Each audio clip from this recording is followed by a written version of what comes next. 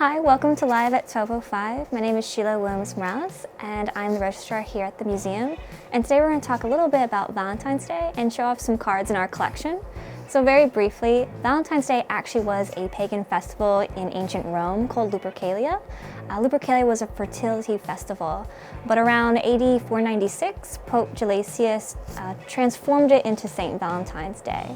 By that point, it still didn't have the romantic connotations that we associate it with today. We don't really see that until the Middle Ages. But for this video, I just want to focus in on the United States and Valentine's Day. By the 1700s, there is evidence of tokens of love and cards being given in the American colonies.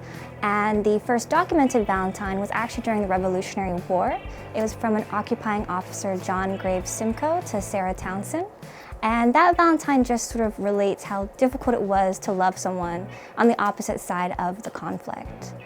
But then by the 19th century, we have Esther A. Howland, who is known as the mother of the American Valentine, and she starts the mass production of Valentine's Day cards. So these cards are elaborate with ribbons and lace and colorful pictures.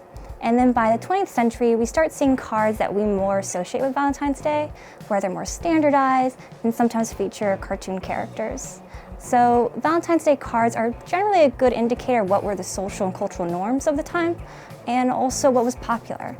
And you'll definitely see that with the cards I have today. So I have these two cards I'm going to show together. They're both from 1909. They're written by the same person, and one features Cupid painting their beloved, while the other one is of Jack Sprat.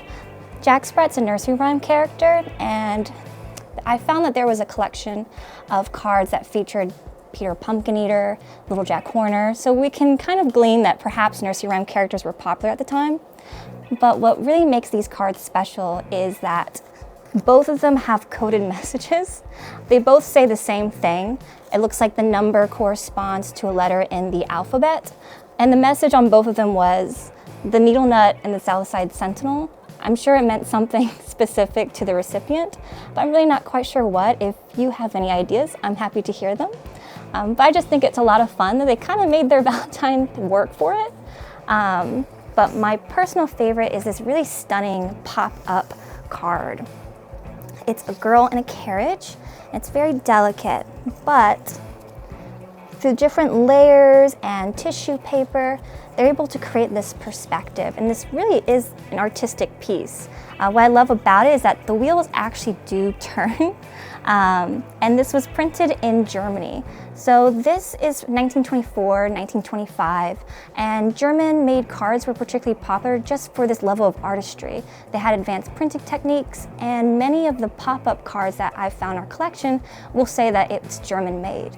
So it's definitely very different from the cards that I was giving out. I remember when I was in kindergarten, the card I gave out to my Valentine was a Britney Spears card. So you can tell even through that what was popular in the media. So I hope you had fun watching today, and I hope you have a nice Valentine's Day. Thank you.